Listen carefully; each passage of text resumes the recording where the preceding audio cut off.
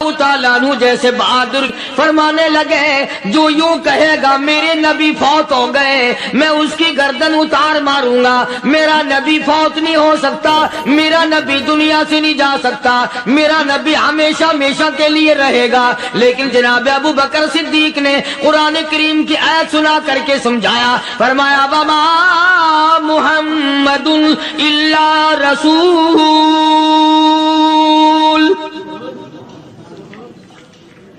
قد خلت من قبلہ الرسل۔ اور لوگوں ہر نبی آئے رخصت ہو گئے، ہر نبی آئے رخصت ہو گئے، دنیا نہ پائیدار جگہ ہے، عارضی زندگی، مستعار زندگی، نہ پائیدار زندگی، فانی زندگی ہر کوئی لے کے آتا ہے، جب جانے لگتا ہے تو پتہ بھی نہیں چلتا۔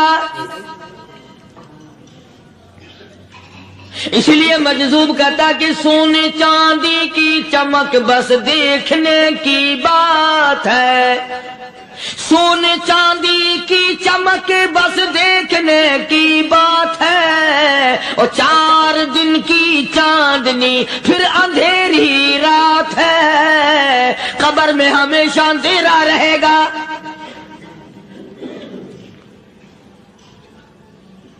صحابہ اکرام نے وہ صدمہ دیکھا، وہ پریشانی دیکھی، کائنات میں کسی نے نہیں دیکھی۔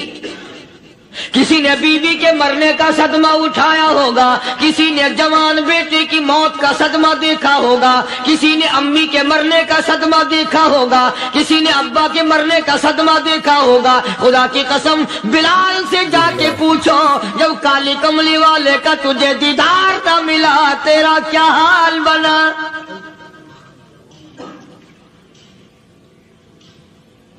صحابہ اکرام نے وہ عشق نبھایا، کمال کر دیا۔ بڑے سے بڑی مصیبت آئی، اسلام کا سودا نہیں، ایمان کا سودا نہیں، دنیا کی طرف آئے ہی نہیں۔ کون ان حضرات کا مقابلہ کرے گا؟ کئی لوگ کہہ دیتے ہیں جی صحابہ انسان تھے، ان سے بھی غلطی ہو، میں ٹھیک ہے، میں کہتا ہوں تھے تو انسان، پر یہ دیکھو شاگرد کس کے ہیں۔ صحابہ ہیں تو انسان، پر یہ اندازہ لگاؤ مرید کس کے ہیں۔ صحابہ ہیں تو انسان، پر یہ سوچو کہ یہ مقتدی کس کے ہیں۔ صحابہ ہیں تو انسان، پر یہ دیکھو صحابہ اگر سپاہی ہے تو کالی کملی والا کمانڈر ان چیف ہے۔ براہ راست محمد عربی صلی اللہ علیہ وسلم کی صحابہ شاگرد ہیں، صحابہ حضور کے مرید ہیں، صحابہ حضور کے مقتدی ہیں، صحابہ حضور کی فوج کے سپاہی ہیں۔ ایک ایک نے کمال کر دیا۔ جناب ابو بکر صدیق رضی اللہ تعالیٰ عنہ فرماتے ہیں میں اچانک محلے میں جا نکلا۔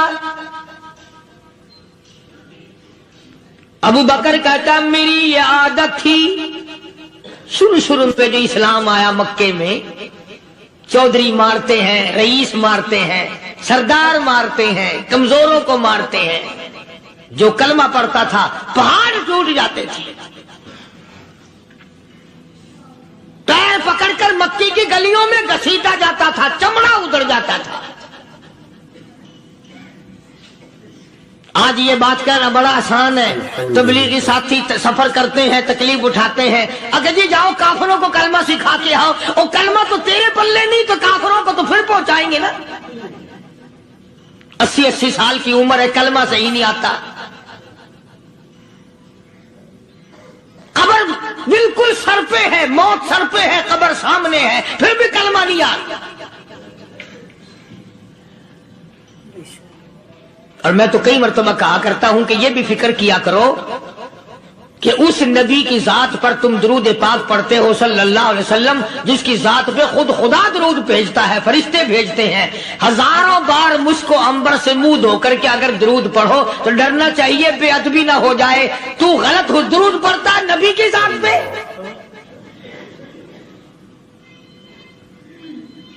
اور اس کو صحیح کرنے کا فکر نہیں رکھتا۔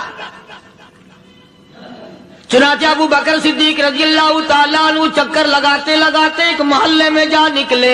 وہاں جا کے دیکھا ایک نوجوان ہے، غریب صحابی، نادار صحابی، مفلس صحابی، کافر کا غلام ہے، کالی کملی والے صلی اللہ علیہ وسلم کا کلمہ پڑھتا ہے. کافروں نے پکڑ کر گرم گرم ریت پہ اوندا کر کے لٹایا ہوا ہے، اور کئی کافر اس صحابی کی کمر پہ چڑھ کر لتاڑ رہے ہیں،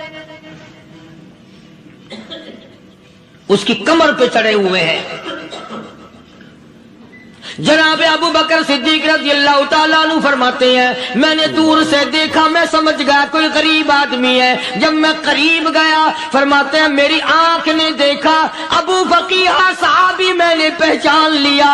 کئی آدمیوں کے لتاڑنے کی وجہ سے، کئی آدمیوں کی کمر پہ چڑھ جانے کی وجہ سے ابو بکر کہتا ہے اتنی لمبی ابو فقیہ کی زبان باہر نکل آئی، منہ سے زبان باہر لٹکی ہوئی ہے، مار رہے ہیں کافر. جناب ابو بکر صدیق رضی اللہ تعالیٰ عنہ نے فرما دیا نہ مارو، اللہ کا بندہ ہے. وہ کہنے لگے بندہ تو اللہ کا ہوگا، غلام ہمارا، اور کلمہ اس نبی کا پڑھتا ہے،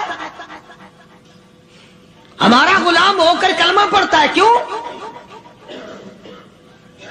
جب تک جان سے نہ مر جائے گا ہم چھوڑیں گے نہیں، ہم اسے ختم کر کے دم لیں گے. اس نبی کا کلمہ پڑھتا ہے، ہمارے سامنے پڑھتا ہے. جناب ابو بکر صدیق رضی اللہ تعالیٰ عنہ نے منع کر دیا. منع کرنے میں اور زیادہ مچر گئے، اور زیادہ خرمستی کرنے لگے. ابو بکر فرماتے ہیں میں بالکل قریب کھڑا تھا، ظالموں نے ابو فقیہ کی پسلیوں پہ، کمر پہ چھلانگیں لگانی شروع کر دی.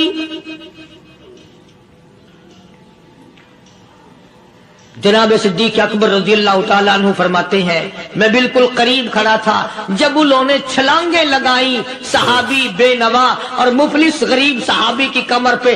اچانک میرے کانوں میں کڑاک کڑاک کر کے پسلیاں ٹوٹنے کی آواز آنے لگی.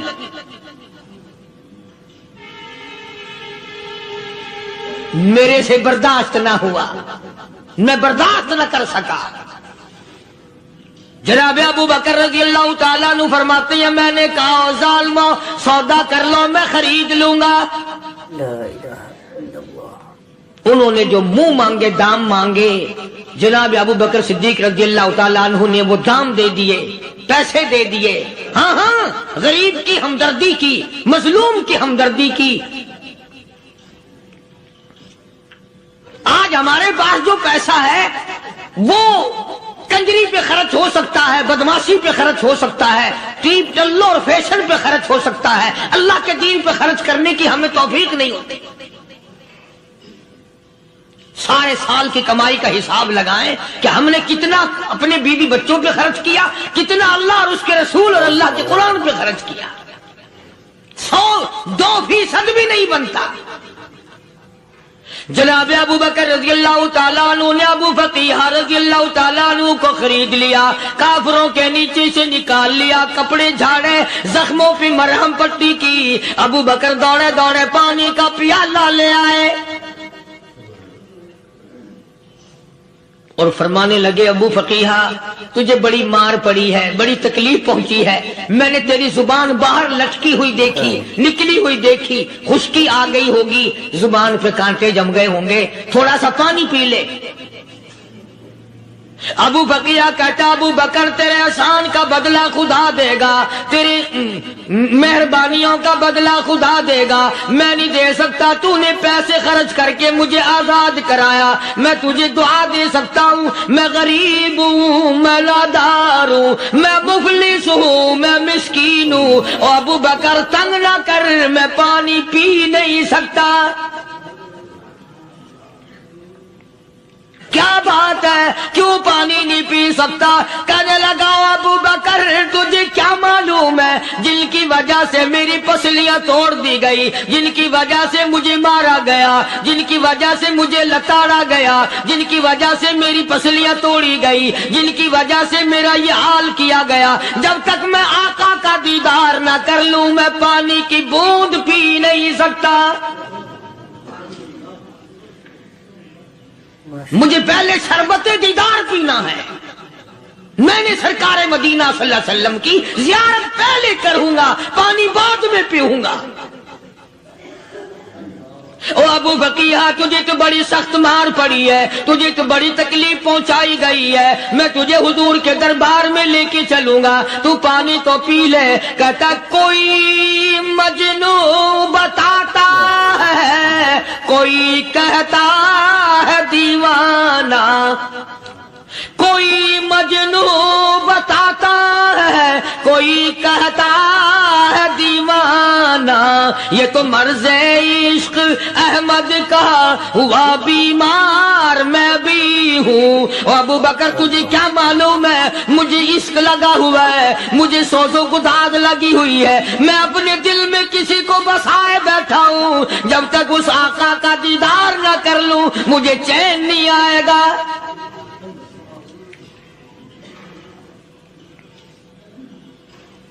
ہمیں عورتوں سے محبت ہے، ہمیں اولاد سے محبت ہے، ہمیں کوٹھی بنگلے سے پیار ہے، ہمیں روپے سے پیار ہے، ہمیں بڑی جاہ و حشم سے پیار ہے، اور خدا اور اس کے رسول سے پیار کرنے والے لوگ مدینے کے قبرستان میں سو گئے. قرآن سے پیار کرنے والے لوگ، حضور کے درباری لوگ وہیں سو گئے. اندازہ لگاؤ، کوئی مار کھا کے اپنے ماں باپ کے پاس جائے گا، کوئی بھائی برادری میں جائے گا، کوئی تھانے میں رپورٹ لکھوانے جائے گا، کوئی اسپتال میں سرٹیفکیٹ لینے جائے گا، کوئی ڈاکٹری کرانے جائے گا. ابو فقیہ تم کتنے خوش نصیب ہو، امام الانبیاء کے دربار میں چلے ہو.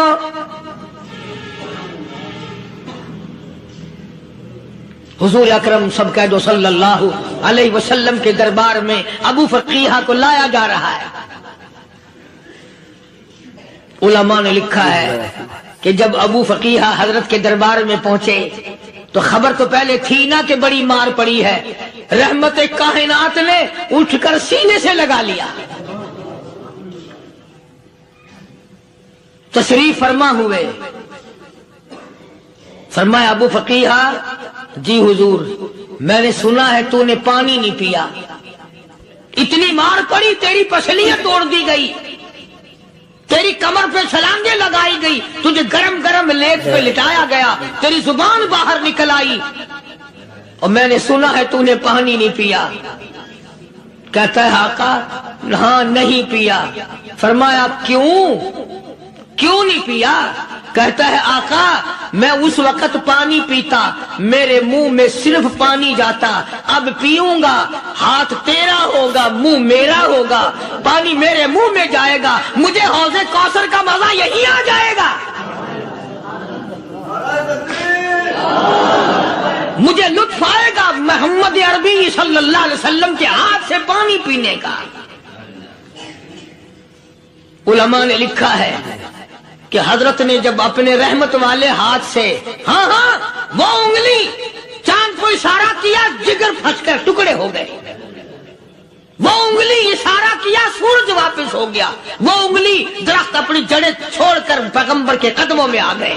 وہ انگلی جن میں کنکر پہاڑ کے لیے تو کلمہ پڑھنا شروع کر دیا. وہ انگلی اونٹ کی طرف کی تو بول پڑا. وہ انگلی چڑیا سامنے آئی تو انہوں نے شکایت کر دی. وہ انگلی جن کو دیکھ کر کے بیت اللہ پھر گیا.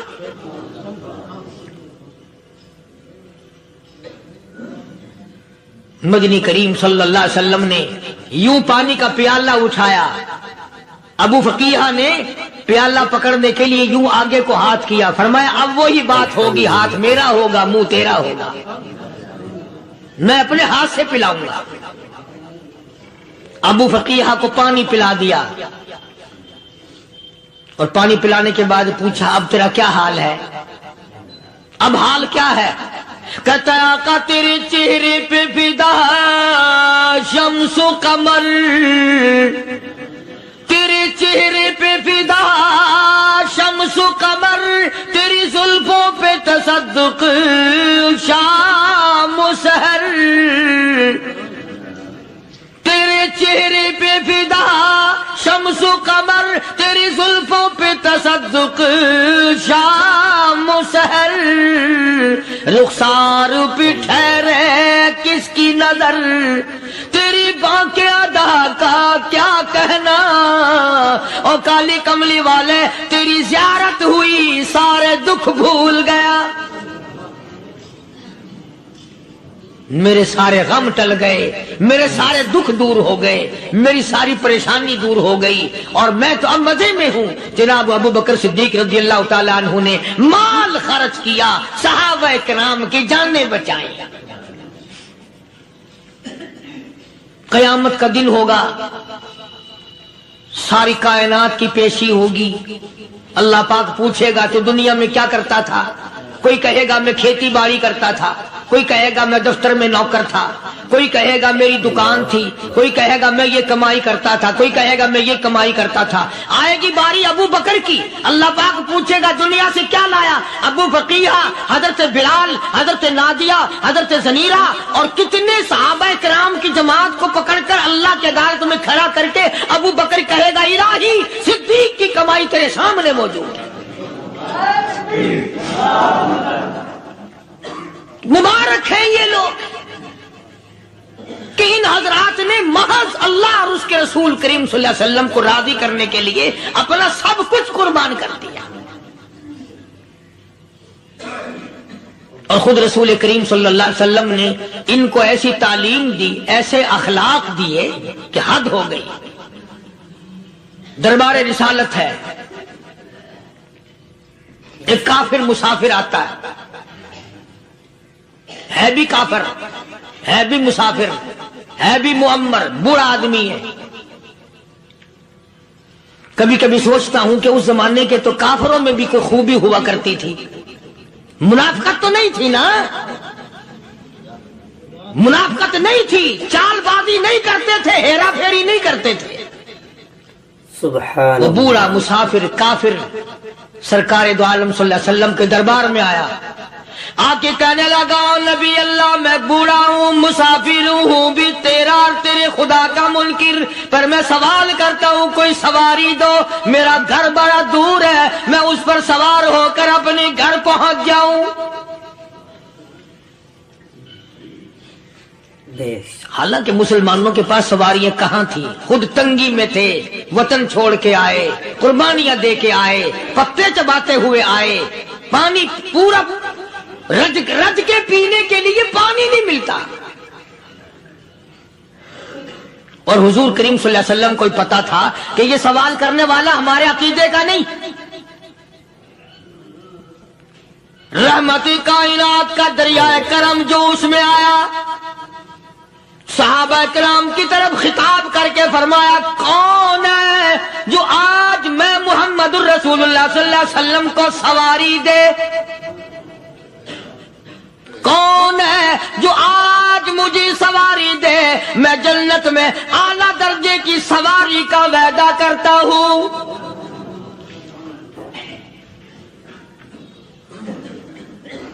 حضرت عبادہ بن ثابت رضی اللہ تعالیٰ عنہ صحابے اٹھے اور اپنی ڈاچی، اپنی اونٹنی حضور کے ہاتھ میں پکڑا دی، اور حضور نے اس مسافر کو دے دی کہ لے بھائی سواری تجھے مل گئی۔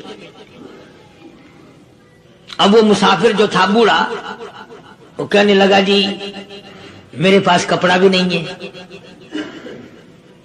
اب تم جیسا اگر کوئی سیٹ ہوتا نا آنکھیں نکالتا کہ ہم نے تیرے لیے یہاں کو ٹیکسٹائل مل چلا رکھے، سواری مل گئی تو اور آگے کو چل گیا، راستہ پکڑا پڑا جا۔ خدا جانے دھکے دیتے، خدا جانے مکے مارتے، خدا جانے کتنی باتیں بناتے۔ امام الانبیاء محبوب کبریا حضرت محمد مصطفیٰ صلی اللہ تعالی علیہ وسلم پھر کھڑے ہو گئے، صحابہ کرام کو خطاب کر کے فرمایا کون ہے جو آج مجھے کپڑا دے، کل میں جنت میں اعلیٰ درجے کی پوشاک اور لباس جوڑوں کا وعدہ کرتا ہوں۔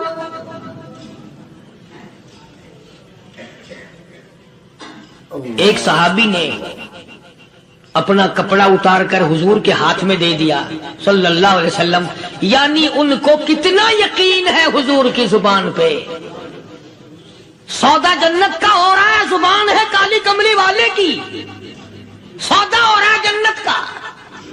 اور آج تمہیں سارا قرآن سنا دو، وہ سنانے والے کا بھی ڈلا تھے، سننے والے مولوی کہتے رہتے ہیں یار کوئی بات نہیں، جنت کس نے دیکھی ہے؟ صحابہ کرام میں سے کسی نے کپڑا دے دیا، حضور کریم صلی اللہ علیہ وسلم نے کپڑا لیا اور اس مسافر کو دے دیا کہ لے بھی کپڑا بھی مل گیا۔ ہے بھی کافر، اپنے عقیدے کا نہیں، اپنے قبیلے کا نہیں، اپنے خاندان کا نہیں۔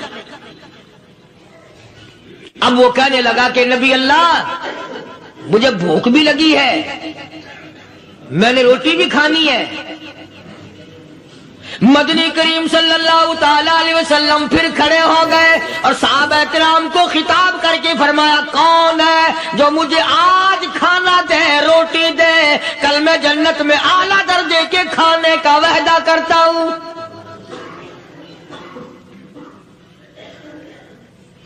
اس سوال کا جواب پورے مجمع میں سے نہ ملا۔ یوں لکھا علماء نے 300 صحابہ کا مجمع بیٹھا ہوا تھا۔ فاقہ ہو 300 صحابہ کا بھی فاقہ، کالی کملی والے کا بھی فاقہ، 3 دن سے کچھ نہیں کھایا، کچھ نہیں ملا، کوئی جواب نہ ملا۔ صحابہ کرام کی جماعت خاموش رہ گئی۔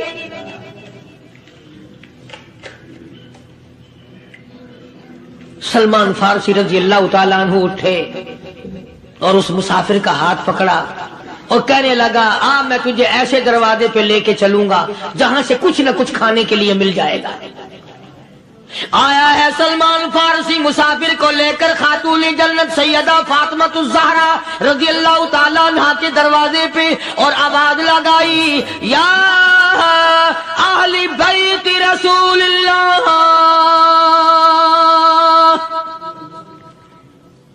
انطعموا فی سبیل اللہ۔ او نبی کی لخت جگر، نبی کی نوری نظر اور نبی کے جگر کے ٹکڑے اور کالی کملی والے کی بیٹی اے فاطمہ، ایک آدمی بھوکا ہے، کھانا کھلانا ہے، اس کے لیے کھانا بھیجو۔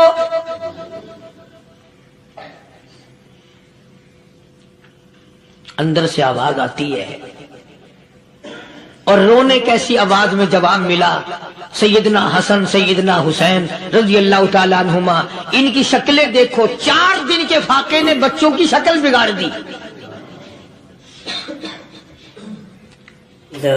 پیغمبر کے نواسوں کا فاقہ، پیغمبر کا نواسا، پیغمبر کی بیٹی کا فاقہ، تمام مسلمان فاقے سے ہیں، کوئی گلہ نہیں کرتا، کوئی شکایت نہیں کرتا، کوئی اعتراض نہیں کرتا۔ اسی حالت میں اگر جنگ بھی ہو جائے تو صحابہ پھر بھی پیچھے رہنے کو تیار ہیں۔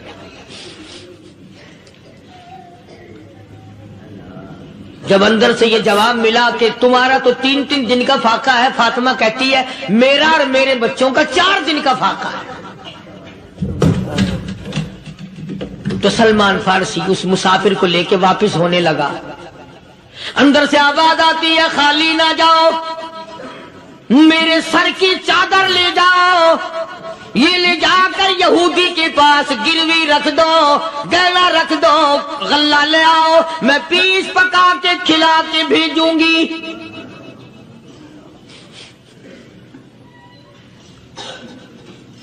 کہاں آج ایسے سخی عورت ہیں، کہاں ایسے سخی مرد ہیں؟ مسافر کو کون کھلائے، دین پر خرچ کون کرے؟ کسی طالب علموں کو، آپ میں سے اکثریت ایسے لوگوں کی ہے جنہوں نے ساری عمر میں، سارے سال میں کبھی ایک قرآن پڑھنے والے طالب علم کو روٹی نہیں کھلائی، اور پھر یہ کبھی نہیں سوچا کہ میں آخر کما رہا ہوں کہ کیا کر رہا ہوں۔ بس شیطان یوں کہہ دیتا ہے یہ تو بڑے بڑے امیروں کا کام ہے، تو غریب آدمی ہے، تیرے بس کا یہ کہاں کام ہے؟ یہ تو بڑے بڑے امیروں کا کام ہے طالب علموں کو، مسافروں کو کھانا کھلانا۔ کل قیامت میں اگر اللہ نے یہ فرما دیا کہ جنت تو میں نے امیروں کے لیے بنائی ہے، تو مزدور ابھار یہاں سے پھر کیا بنے گا؟ مولانا مظفر حسین صاحب کاندھلی سب کہہ دو رحمت اللہ علیہ، بہت بڑے بزرگ گزرے ہیں، ہمارے اکابر میں سے ہیں۔ कांधला एक कस्बा है जिसने बड़े बड़े वली पैदा किए हैं। मौलाना मुजफ्फर हुसैन साहब कांधली, मौलाना इलाही बख्श साहब कांधली, मौलाना मोहम्मद ज़करिया साहब शेखुल हदीस रहमतुल्लाह अलैह कांधले के, मौलाना मोहम्मद इलियास साहब देलवी रहमतुल्लाह अलैह अमीर तबलीगी जमात के इजाद करने वाले, शुरू फरमाने वाले, ये भी कांधले के हैं। तो ये सारे बुजुर्ग उस कस्बा कांधले के हैं।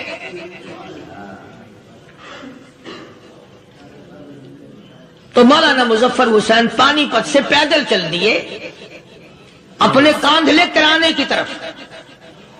रास्ते में एक बस्ती आई, शाम हो गई तो हजरत ने वहीं कयाम कर लिया, ठहर गए। असर की नमाज पढ़ी, मगरिब की नमाज पढ़ी, मस्जिद में सफाई की, अजान दी। कोई एक आध आदमी आया तो जमात कर ली। वो जो आदमी आया उसने पूछा, मौलाना आप मुसाफिर हैं? कि जी हाँ। कि रात को यहीं रहोगे? कि जी हुजूर। वो आदमी 3 रोटियां लेकर आया और मौलाना ने वो तीनों रोटियां खा ली और सो गए। तो मौलाना फरमाते हैं कि मुझे उस रात में हुजूर अकरम सल्लल्लाहु अलैहि वसल्लम का 3 मरतबा दीदार मिल गया। 3 मरतबा हुजूर की मुझे ज़ियारत मिली। मौलाना फरमाते हैं मैं तो अगले दिन भी वहां ठहर गया कि ये जगह छोड़ने की है, जहां इतनी बड़ी दौलत मिले यहां तो सारी उम्र पड़ा रहे आदमी। तो हजरत फरमाते हैं कि अगले दिन वही मुसाफिर, मौलाना मुसाफिर है, वही आदमी है, 2 रोटियां लेकर आया और मौलाना फरमाते मैंने 2 रोटियां खा ली तो उस रात को मुझे 2 मरतबा हुजूर सल्लल्लाहु अलैहि वसल्लम का दीदार मिला। मैं तीसरे दिन भी वहीं ठहर गया। तीसरे दिन शाम को वही आदमी 1 रोटी लेकर आया और मैंने वो रोटी खा ली तो उस रात को हुजूर करीम सल्लल्लाहु अलैहि वसल्लम की 1 मरतबा ज़ियारत हुई, 1 मरतबा दीदार मिला। तो मौलाना फरमाते हैं मेरी समझ में ये बात बैठ गई कि ये ना तो जगह की बरकत ना बस्ती की बरकत, ये तो इसकी रोटियों की बरकत है। 3 खाई तो 3 मरतबा दीदार हुआ, 2 खाई तो 2 मरतबा दीदार हुआ, 1 खाई तो 1 मरतबा। ये तो इसकी रोटी की करामत है। तो वही आदमी जो रोटी लाने वाला था वो कहने लगा मौलाना कल आप तशरीफ ले जाए, यहां ना ठहरना। तो हजरत फरमाते हैं मैंने कहा क्यों भाई, मुझे तो ऐसी दौलत मिल रही है मैं यहीं पड़ा रहूं। वो कहने लगा अल्लाह वाले आपको पता नहीं, परसों मैं मजदूरी करके इतना ही आटा लाया था कि 3 रोटियां बनी, इतना ही आटा बना था, 3 रोटियां बनी। मैं अपने नाम की रोटी उठा के चल दिया। मेरी बीवी ने पूछा कहाँ? मैंने बताया मस्जिद में एक अल्लाह वाला मुसाफिर है। वो कहने लगी मैं भी फाका कर लूंगी, मेरे नाम की रोटी भी उस मुसाफिर के लिए ले जा। कहता है मैंने दोनों उठा ली, तीसरी रोटी एक बच्चा हमारा उसके लिए छोड़ दी। वो बच्चा कहने लगा अच्छा माँ बाप जन्नत में जाए, बेटा किधर रहेगा, मैं भी फाका करूंगा, मेरे नाम की भी ले जा।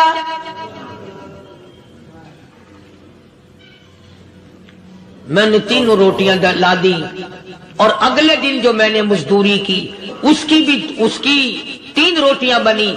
बच्चे की हालत खराब हो गई थी, उसको दे आया। हमने मियां बीवी ने चौथे दिन भी फाका कर लिया और आज बीवी की हालत भी खराब हो गई थी, आज सिर्फ अपनी लाया हूं। मौलाना इसलिए अर्ज कर दिया कभी कल मेरा पैर ना फिसल जाए, ऐसा ना हो मेरा कदम डगमगा जाए, ऐसा ना हो भूख का मारा मैं कुछ और कर बैठूं, इसलिए अर्ज कर दिया कल आप तशरीफ ले आए। अर्ज में यह कर रहा था कि किसी जमाने में दूसरे की खैर खाई के लिए लोग सब कुछ कर गुजरते थे। हजरत मोहम्मदुर रसूलुल्लाह सल्लल्लाहु ताला अलैहि वसल्लम के पास जंगे बदर के कैदी आए थे काफिर, इस्लाम के दुश्मन, दीन के दुश्मन, कुरान के दुश्मन, ईमान के दुश्मन। मगर सहाबा कराम को फरमाया ये मेरे मेहमान है, हुजूर ने फरमा दिया सल्लल्लाहु अलैहि वसल्लम। एक सहाबी जो एक मेहमान को ले गया, हुजूर के मेहमान को, थे जंगी कैदी। उलमा कराम ने लिखा صحابی کے گھر میں کھانا تھوڑا تھا، اس کافر کو تو کھانا دے دیا، آپ اس کے پاس بیٹھ کر درخت کے پتے چبا لیے۔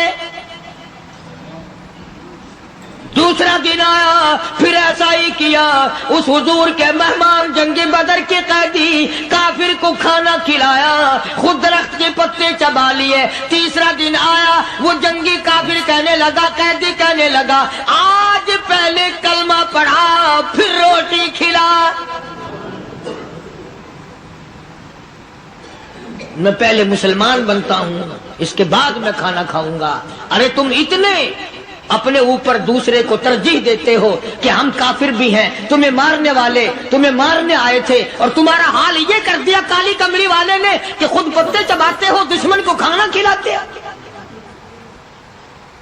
خود درختوں کے پتے چبا رہے ہو۔ محمد صلی اللہ علیہ وسلم نے تمہیں اتنا اونچا بنا دیا، نگاہ نبوت نے تمہیں ایسا رنگ دیا، اور نبی کے دروازے نے تمہیں وہ دیا کہ قیامت آ سکتی ہے مگر صحابہ تمہاری دولت نہیں چھین سکتے۔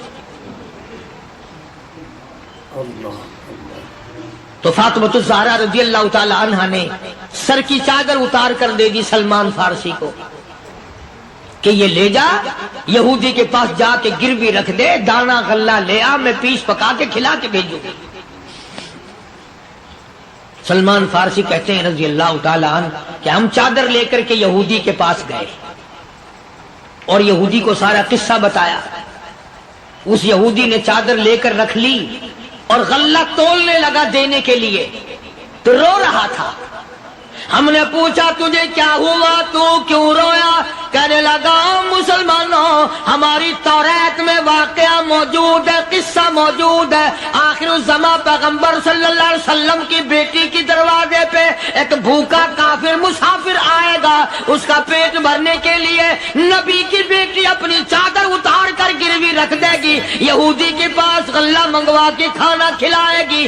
آج توریت کی بات سچی ہو گئی، چادر آئی رکھی ہے، میں وہ یہودی ہوں۔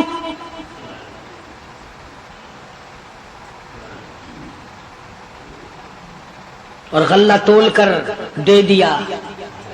سلمان فارسی کہتے ہیں یہودی میری ساتھ ساتھ چل دیا۔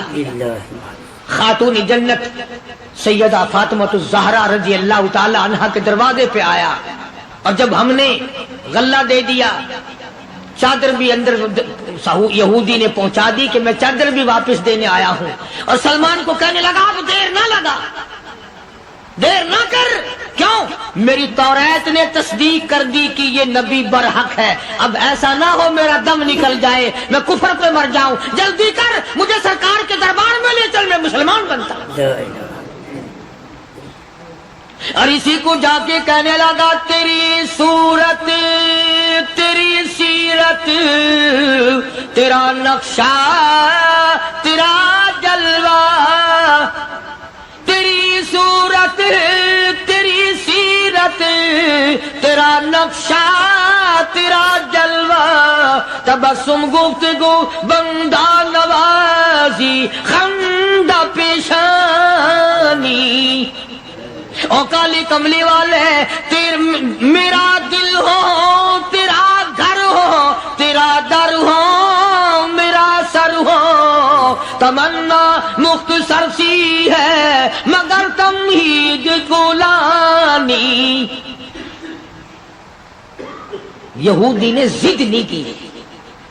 آج کا مسلمان کہلانے والا ضد کرتا ہے، ضد میں مارا جاتا ہے، ہائے ہم یوں ہیں، یہ یوں ہے۔ وہ یہودی اچھا نکلا، ذرا سی بات اس کے سامنے آئی فوراً سمجھ گیا، سرکار کے دربار میں جا کر غلامی قبول کر لی۔ بے شمار صحابہ کرام ہیں جنہوں نے اللہ کی راہ میں وہ دکھ اٹھائے، وہ پریشانیاں جھیلی۔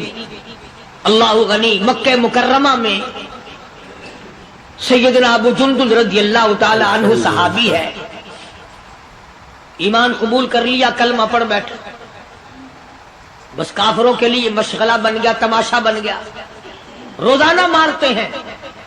اندازہ لگاؤ مسلمانوں، ملتان کے رہنے والوں، سارا مکہ مارنے والا ایک ابو جندل مار کھانے والا۔ لڑکے مارتے ہیں، جوان مارتے ہیں، بوڑھے مارتے ہیں، پیر پکڑ کر مکے کی گلیوں میں گھسیٹے گھسیٹے پھرتے ہیں۔ رحمت کائنات حضرت محمد رسول اللہ صلی اللہ تعالی علیہ وسلم عمرے کے لیے تشریف لائے ہیں، کفار مکہ نے روک دیے۔ حدیبیہ میں مکے سے 6 میل پر حضور صلی اللہ علیہ وسلم تشریف فرما ہے، صحابہ کرام کی فوج ہے، لشکر ہے، سرکار دو عالم ہے صلی اللہ علیہ وسلم۔ ذرا توجہ کرنا، کلیجے پہ ہاتھ رکھ کے ابو جندل کے پیروں میں بیڑیاں ڈال رکھی ہیں، چلا نہ جائے، مدینے نہ بھاگ جائے، کھسک نہ جائے، نکل نہ جائے۔ ابو جندل یہ آس لگا کر، یہ آرزو لگا کر مدینے کی طرف چلا جاؤں گا، مسلمان قریب آئے ہوئے ان میں شامل ہو جاؤں گا، میں بھی آزادی سے نماز پڑھوں گا، کالی کملی والے کا دیدار کیا کروں گا، میرے مصیبتوں کے دن ختم ہو جائیں گے، میری تکلیف کے دن ختم ہو جائیں گے، میری مصیبتیں ٹل جائیں گی۔ گرتا پڑتا پہاڑوں کے اوپر سے چڑھتا اترتا بڑی مشکل سے حضور کے دربار میں پہنچ